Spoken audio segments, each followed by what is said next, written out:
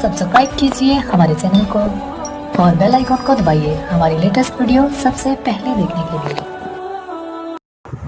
वाक़या ये है कि नबी करीम सल्लल्लाहु अलैहि वसल्लम का जब दुनिया से रुखसत होने का वक्त करीब आया, उससे 3 दिन पहले अपनी अज़वाज मुतहरात नबी की जितनी बीवियां थी उनमें से एक को कहा मेरी सारी बीवियों को जमा करो। जमा करने के बाद सब अज़वाज मुतहरात जमा हो गई। फिर आप सल्लल्लाहु अलैहि वसल्लम ने फरमाया कि देखो अभी बीमारी के अय्याम चल रहे हैं, अभी मैं मुसलसल बीमार रहने लगा हूँ, अब पता नहीं मौत हयात का कोई भरोसा नहीं है। अब उन्होंने कहा कि क्या तुम सब जितनी बीवियां हो, क्या तुम सब मुझे ये इस बात की इजाज़त देती हो कि मैं अपनी बीमारी के अय्याम को हज़रत आयशा रज़ियल्लाहु ताला अन्हा के हुजरे मुबारक में गुजारूं। अज़वाज मुतहरात ने बैक ज़बान कहा कि अल्लाह के रसूल सल्लल्लाहु अलैहि वसल्लम आपको इजाज़त है, आप बीमारी के अय्याम आयशा के हुजरे में गुजारें, उनके साथ रहें, क्योंकि उनसे बड़ी मोहब्बत थी। लेकिन जब उठना चाहा बीमारी की वजह से उठ ना सके, उठने की बहुत कोशिश की कि आप चल कर वहाँ जाए, लेकिन चल नहीं सके। उठने गए, बैठ गए तो सहाबा किराम वहाँ पे मौजूद थे। अली बिन अबी तालिब रज़ियल्लाहु ताला अन्हु और फज़ल बिन अब्बास रज़ियल्लाहु ताला अन्हु, ये दोनों सहाबा ने आप सल्लल्लाहु अलैहि वसल्लम के कंधे मुबारक को दोनों तरफ से पकड़ा और सहारा देकर उनको हज़रत मैमूना रज़ियल्लाहु ताला अन्हा के घर से हज़रत आयशा रज़ियल्लाहु ताला अन्हा के घर में ले गई, जैसे आपकी ख्वाहिश थी।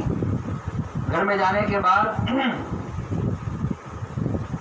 आप सल्लल्लाहु अलैहि वसल्लम हज़रत आयशा के कमरे में तशरीफ फरमा है। अब उनके हुजरे से लग के ही मस्जिद है, सहाबा किराम वहाँ जमा है, तमाम सहाबा मौजूद।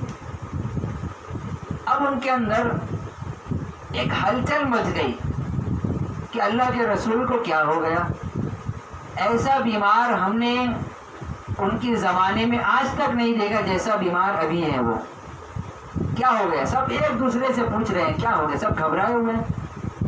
आप सल्लल्लाहु अलैहि वसल्लम ने कहा कि ये ऐसा शोर कहाँ से मच रहा है, ये मस्जिदों में कैसा शोर हो रहा है।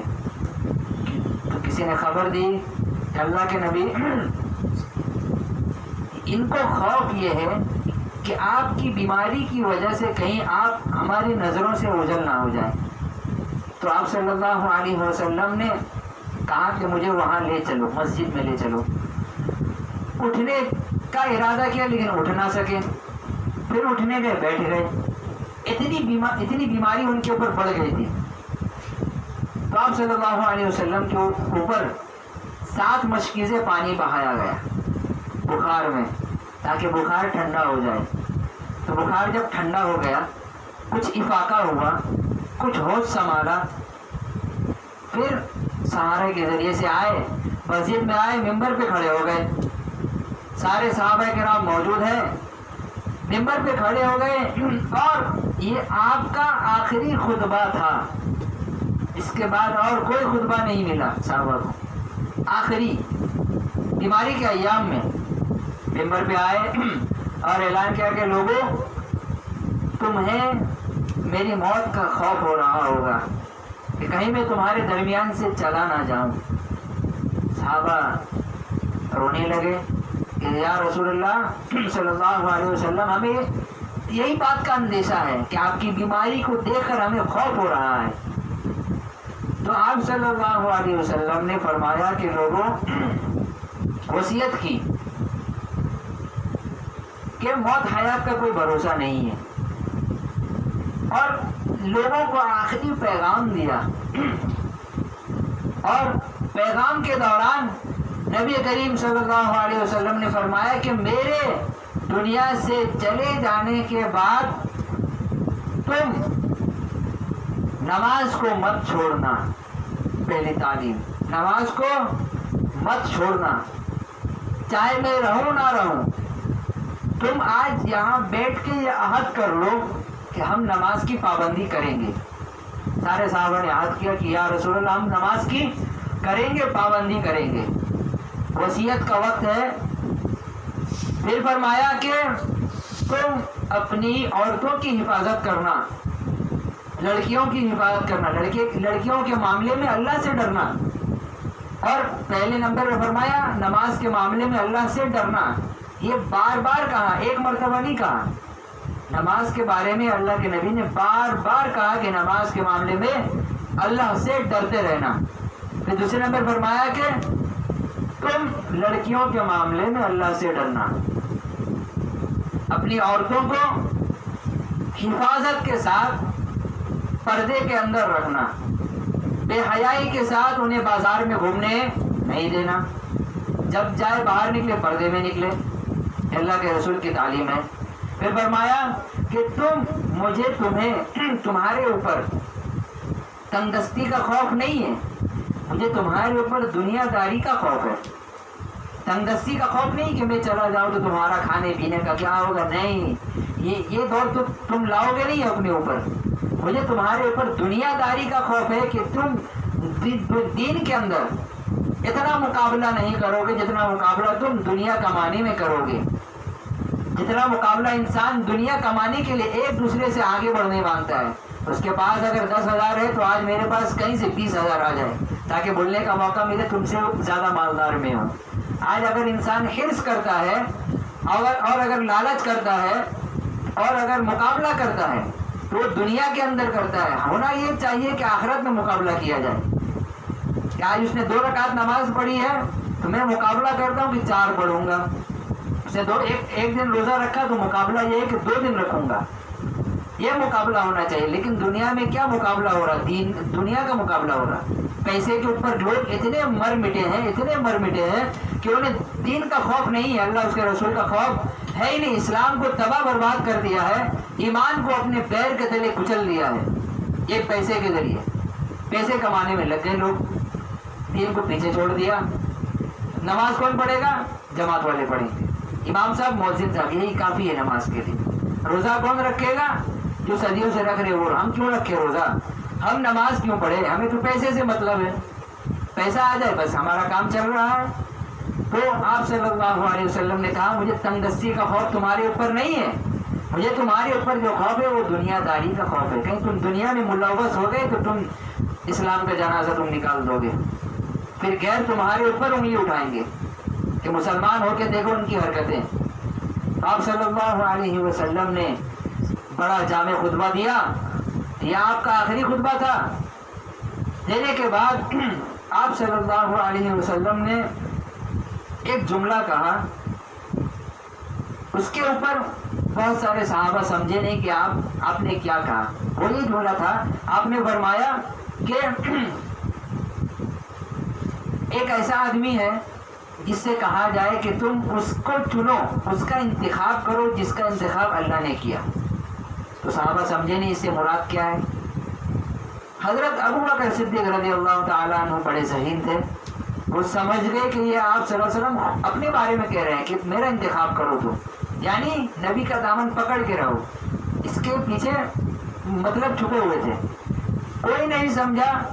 حضرت ابو بکر صدیق رضی اللہ تعالیٰ عنہ خطبے کے دوران کھڑے ہو گئے اور آپ صلی اللہ علیہ وسلم کو کہنے لگے، جبکہ یہ کیا تھا؟ صحابہ کی نظر میں برا عمل تھا. صحابہ ان کو بڑے تعجب کی نگاہ سے دیکھنے لگے. ابو بکر کھڑا ہو گیا، نبی خطبہ دے رہے ہیں. ہونا تو یہ چاہیے تھا، ادب کا تقاضا یہ ہے کہ نبی کی بات ہو رہی ہے، تم نے بات کاٹ کے اپنی بات کی ہے یہاں پہ. صحابہ ان کو بڑی تعجب کی نگاہوں سے دیکھنے لگے ابو بکر کو کہ یہ کیا کر رہا ہے.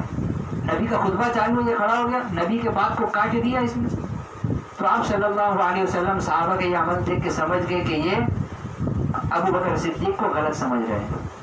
آپ صلی اللہ علیہ وسلم نے ابو بکر کا دفاع کیا. فرمایا کہ لوگوں تم میں سے ایسا کوئی آدمی نہیں ہے جس نے میرے ساتھ کوئی بھلائی کا معاملہ کیا ہو اور میں نے اس کا احسان نہ چکایا ہو، لیکن ایک ایسا آدمی ہے جس کا احسان میں ادا ہی نہیں کر سکا، وہ ہے ابو بکر صدیق رضی اللہ تعالیٰ۔ آپ صلی اللہ علیہ وسلم نے خود اپنی زبان سے کہا تمہارے سب کے احسان میں نے دے دیے جو بھلائی تم نے میرے ساتھ، لیکن ابو بکر ایسا شخص ہے تمہارے درمیان کہ اس کا احسان میں کبھی جتلا ہی نہیں سکتا، میں کبھی نہیں چکا سکتا اس کے احسان کو، اس کا اتنا احسان ہے میرے اوپر، نہ کبھی چکا سکا نہ کبھی چکا سکوں گا۔ فرمایا کہ اس کا احسان کا بدلہ میں نے اللہ کے ذمے دے دیا کہ میں کیا دوں، اس سے بہتر اللہ اس کو دیں گے، تو اللہ تعالیٰ کے ذمے ہے۔ حضرت ابو بکر کے احسان کا بدلہ نبی نے اللہ کے ذمے چھوڑا، تو سب صحابہ کرام پھر اپنے پہلے رویے پہ آ گئے، مطلب سب کا ذہن صاف ہو گیا۔ پھر آپ صلی اللہ علیہ وسلم خطبہ دینے کے بعد اپنے حجرے میں تشریف لے گئے، لے جانے کے بعد صحابہ کرام وہاں بھی تھے۔ پھر اب تو وصال کا وقت بالکل قریب ہے، اب زیادہ ٹائم نہیں ہے ہاتھ میں، اب آپ صلی اللہ علیہ وسلم اپنے کام کو سمیٹ رہے ہیں، ان کو پتہ ہے کہ اب جانے کا وقت قریب ہے، کام کو سمیٹ رہے ہیں۔ فرمایا کہ عائشہ کو بلاؤ، نہیں، جب حجرے میں گئے تو فاطمہ رضی اللہ تعالیٰ عنہ آئی، تشریف لائے، تو نبی کا یہ معمول تھا کہ بڑے ادب سے ان کا استقبال کیا کرتے تھے۔ حضرت فاطمہ جو ان کی بیٹی تھی، لیکن بیماری کی وجہ سے اٹھنے کا ارادہ کیا، اٹھ نہ سکے، لیٹے ہی رہ گئے۔ تو حضرت فاطمہ اندر آئی، آنے کے بعد دیکھا ابا جان یہ کیا حالت ہے، فرمایا ایک کان تمہارا ادھر لاؤ، کان میں کچھ کہنا ہے۔ وہ کان انہوں نے آگے بڑھایا، آپ صلی اللہ علیہ وسلم نے فرمایا کہ اب میں آج رات اس دنیا سے جا رہا ہوں، آج رات میں اس دنیا سے جا رہا ہوں ہمیشہ ہمیش کے لیے۔ تو حضرت فاطمہ رضی اللہ تعالی عنہ زور سے رونے لگی، بڑے زور سے۔ پھر فرمایا تمہارا دوسرا کان لاؤ۔ جب انہوں نے دوسرا کان قریب کیا تو فرمایا کہ میرے خاندان میں سے سب سے پہلے تم میری ملاقات کرو گی، مطلب یہ تھا کہ میرے جانے کے بعد فوراً تمہیں اللہ تعالیٰ میرے پاس بھیج دیں گے۔ تو یہ سن کر وہ ہنسنے لگی۔ صحابہ کا یہ عمل ہو گیا، صحابہ کھڑے ہیں دیکھ رہے ہیں یہ کیا ہو رہا ہے۔ حضرت فاطمہ جب گھر سے نکلی، حضرت عائشہ رضی اللہ تعالیٰ عنہ باہر تھی، دیکھا فاطمہ کو بلایا ادھر آؤ، کیا کہا نبی نے، کیا کہا پوچھا، تو حضرت فاطمہ نے کہا کہ جب میں نے پہلا کام دیا اور نبی نے فرمایا تو کہ میں آج رات دنیا سے جا رہا ہوں، تو فاطمہ کہتی ہیں کہ میں رونے لگی۔ پھر جب نبی نے دوسری مرتبہ کہا کہ اہل خانہ میں سے، اہل بیت میں سے سب سے پہلے تم میری ملاقات کرو گی، تو فاطمہ کہتی ہے میں خوش ہو گئی۔ پھر سب چلے گئے، حضرت عائشہ کو بلایا، سب باہر کھڑے ہیں، تنہائی میں ملاقات ہو رہی ہے، حضرت عائشہ کو بلایا، بلانے کے بعد ان سے پھر گفتگو ہوئی۔ پھر ایک صحابی آئے، آنے کے بعد ان کے ہاتھ میں مسواک لے کر آئے وہ۔ اب آپ صلی اللہ علیہ وسلم کا معمول یہ تھا کہ مسواک کرتے تھے، لیکن وہ دیکھ رہے تھے مسواک کی طرف، لیکن بیماری کی وجہ سے طلب نہیں کر سک رہے تھے، اتنی ہمت نہیں تھی ان کے اندر کہ وہ بیماری کی وجہ سے ہاتھ بڑھا کے مانگ لے مسواک۔ پھر حضرت عائشہ جب اندر تھی تو ان کو کہا کہ تم میرے پیچھے بیٹھ جاؤ، اور ان کے سینے کے اوپر آپ صلی اللہ علیہ وسلم اپنا سر رکھا، ان کے سینے کے اوپر سر رکھنے کے بعد کہا کہ اب زیادہ ٹائم نہیں ہے، زیادہ ٹائم ہے نہیں۔ اتنے میں ہی حضرت جبرائیل علیہ السلام تشریف لاتے ہیں، فرماتے ہیں اللہ کے نبی سلام کرتے ہیں السلام علیکم یا رسول اللہ صلی اللہ علیہ وسلم۔ اللہ کے نبی نے جواب دیا وعلیکم السلام۔ فرمایا کہ اللہ کے نبی دروازے کے اوپر باہر کوئی کھڑا ہے، آپ کے انتظار میں ہے۔ فرمایا کون؟ کہا کہ ملک الموت آپ کا انتظار کر رہے ہیں اور آپ سے اجازت مانگ رہے ہیں۔ اگر نبی نے کہا کہ اس کو بلا دو، اجازت ہے، آئے وہ اندر۔ ملک الموت دروازے پہ کھڑے تھے، اچانک نہیں آئے، 2020 का आदमी हो तो कोई भी हालत में हो, नंगे हो, कपड़े हो, वो नहीं देखता, वो उठा के ले जाएगा आपको फौरन। तभी तो कहा गया अच्छे काम करते रहना है। लेकिन मलकुल मौत जब अंदर आते हैं वो कहते हैं अस्सलामु अलैका या रसूल अल्लाह सल्लल्लाहु अलैहि वसल्लम। नबी ने जवाब दिया, फरमाया कि आप दुनिया के अंदर पहले आदमी हैं जिससे मैंने इजाज़त ली है, पहले आदमी है। वरना अल्लाह ने मुझे ऐसा बनाया कि किसी से इजाज़त लेने की ज़रूरत नहीं। एयर 69 में जाए तो कोई भी हो उठा के ले आओ उसे, कोई भी हो। हिंदुस्तान में जाओ, पाकिस्तान में जाओ, अरब में जाओ, कहीं भी जाओ, कोई भी हो, अल्लाह का वली हो, पूछने की ज़रूरत नहीं है, बस रूह को निकाल लो तुम। फरमाया कि आप ऐसी शख्सियत है, ऐसी हस्ती है, अल्लाह को आपसे इतनी मोहब्बत है कि मुझे इजाज़त लेने के ऊपर मजबूर किया अल्लाह ने, और मैं आपसे इजाज़त ले रहा हूँ। घर भी नहीं है, उसमें भी इजाज़त ले रहे हैं। अंदर आने के बाद कहते हैं अल्लाह के नबी, फरमाया कि अल्लाह तबारक व तआला आपसे ये सुनना चाहते हैं कि आप अब भी आप दुनिया में रहना चाहते हैं या आप फिर सफ़र करना चाहते हैं, अल्लाह से मुलाकात करना चाहते हैं। तो आप सल्लल्लाहु अलैहि वसल्लम ने फरमाया मुझे वो उम्दा रिफाकत पसंद है, मुझे वो उम्दा रिफाकत पसंद है, मुझे वो उम्दा रिफाकत पसंद है। हज़रत आयशा फरमाती है मैं समझ गई कि अब ये विसाल का वक्त करीब है, अब कुछ ही सेकंड रह गए हैं कि आप सल्लल्लाहु अलैहि वसल्लम इतनी बाबरकत हस्ती हमारे दरमियान से अब परवाज़ करने वाली।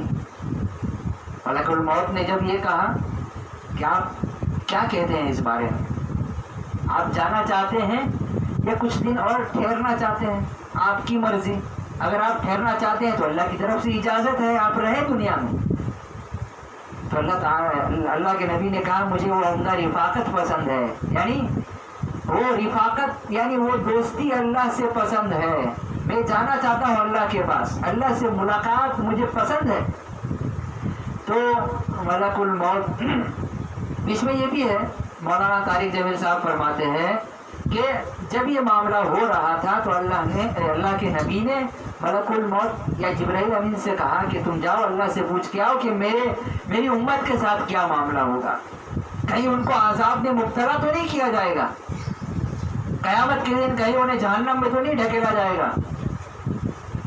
तो जिब्राइल अलैहिस्सलाम जाते हैं, अल्लाह से पैगाम लेके आते हैं कि अल्लाह ताला फरमाते हैं कि आपकी उम्मत के ऊपर क़यामत तक अल्लाह अपनी रहमत की बारिश करेगा, चाहे वो किसी भी लाइन से हो। आपकी उम्मत है, कुफ़ार है तो भी आपकी उम्मत है, इस्लाम वाले हैं तो भी आपकी उम्मत है। दो उम्मत है, उम्मत दावत, उम्मत इजाबत। तो अल्लाह ताला ने ऐलान कर दिया है कि आपकी उम्मत को अल्लाह ताला अगली कौम की तरह परेशानियों में नहीं डालेंगे। जितनी कौम हलाक हुई पत्थर के जरिए, कभी उनके ऊपर पत्थर की बारिश, फिरौन की कौम समुंदर में गरक, किसी के ऊपर कीड़ों की बारिश। तो अल्लाह ताला ने ऐलान कर दिया कि आपकी उम्मत के ऊपर ऐसा अजाब नहीं आएगा, अल्लाह आपकी उम्मत के ऊपर रहम और रहमत की बारिश करेंगे। फिर आप सल्लल्लाहु अलैहि वसल्लम ने फरमाया कि ठीक है मैं तैयार हूँ। मलकुल मौत जो थे तो आप सल्लल्लाहु अलैहि वसल्लम के सर के पास आए, सर के पास बैठ गए। आप सल्लल्लाहु अलैहि वसल्लम हज़रत आयशा के सीने पे लेटे हुए हैं, पीछे हैं मलकुल मौत पर्दे में, यानी वो हज़रत आयशा से पर्दा हो रहा था उनके, नबी से नहीं, पर्दे में है। और कहते हैं ए पाकीज़ा रूह, ए मोहम्मद बिन अब्दुल्ला की रूह, जिस्म से परवाज कर जा। क्या कहा?